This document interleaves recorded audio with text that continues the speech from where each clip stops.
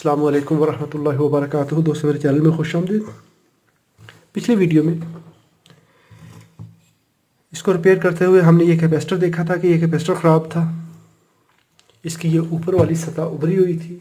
अगर हम माइक्रोस्कोप में देखें तो यहाँ पर ये विजिबली उभार नज़र आ रहा है और ये इस जगह से इसमें ये के वाली जगह पे क्रैक नज़र आ रहा है इसमें।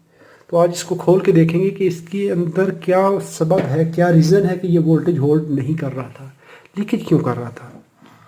तो जब ये कैपेसिटर खोलते हैं तो इसमें से एक तो बहुत गंदी स्मेल आती है, तो उसके लिए आपको मास्क इस्तेमाल करना पड़ेगा और कमरे की आपकी वर्कशॉप की वेंटिलेशन अच्छी होनी चाहिए क्योंकि इसकी स्मेल बहुत गंदी है। इसको किसी भी हवादार जगह पे खोलिए और इसके अंदर जो लुब्रिकेंट होता है अगर वो स्किन को टच करे तो बाज़ औक़ात वो इरिटेशन कर सकता है, तो उसके लिए हम ग्लव्स यूज़ करेंगे। सबसे पहले हम इस पर कैपेसिटर पे वोल्टेज चेक कर लेंगे। इस पर वोल्टेज नहीं होने चाहिए, अगर वोल्टेज हो तो इसको डिस्चार्ज कर लीजिए। और मज़ीद सेफ्टी के लिए इसके दोनों टर्मिनल्स को हम जंपर कर देंगे। इसकी वजह यह है कि बाज़ औक़ात कैपेसिटर का टर्मिनल ओपन हो जाता है और इसकी प्लेटें अंदर से चार्ज होल्ड किए हुए होती हैं, तो ऐसी सूरत में ये किसी भी ख़तरे का बायस बन सकती हैं। तो इसको हमने यहाँ पे जंपर कर दिया।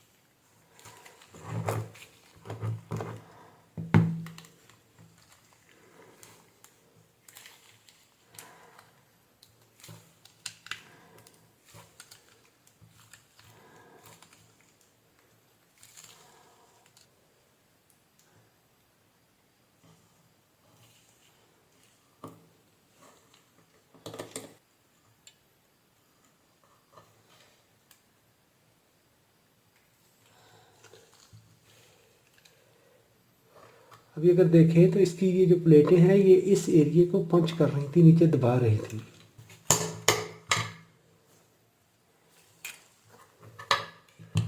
यस, अभी हम ये एरिया देख सकते हैं, ये यहाँ पे स्पार्किंग हो रही थी। इसकी ये प्लेट का ये एरिया ये बॉडी के साथ टच कर रहा था, स्पार्किंग कर रहा था।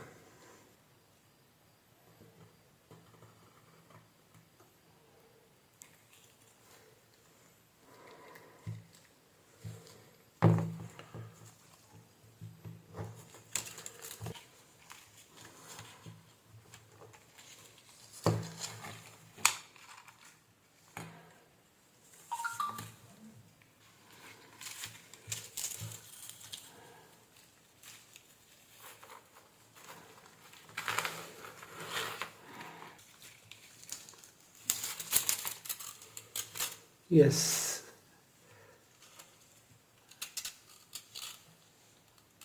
यहाँ पर देखें कैपेसिटर के अंदर ये वाला एरिया डैमेज है।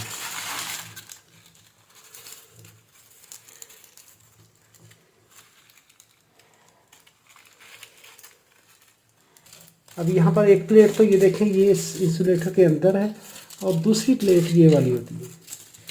तो ये प्लेट इंसुलेटर के डैमेज होने की वजह से इनर प्लेट के साथ शॉर्ट सर्किट कर रही थी, जिसकी वजह से ये कैपेसिटर चार्ज होल्ड नहीं कर रहा था। और इसका ये जो पेपर है, इंसुलेटर है, ये भी खुश्क हो चुका है, ड्राई हो चुका है। अदरवाइज़ ये ऑयली होता है। इसमें इसके लीक होने की ये वजह थी, ये सबब था। Thanks for watching.